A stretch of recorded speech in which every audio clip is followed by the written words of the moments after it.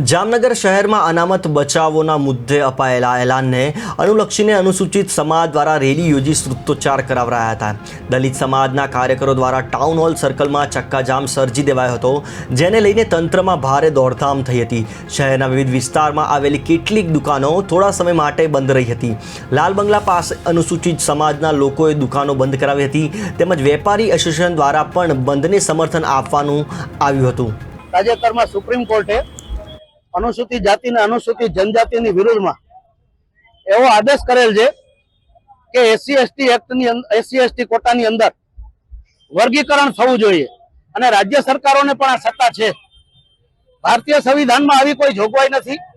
340(1) 340(2) भारतीय संविधान में आवी कोई जोगवाई छे नहीं कि सुप्रीम कोर्ट आदेश करी सके। सिर्फ पार्लामेंट अने राष्ट्रपति ने सत्ता छे।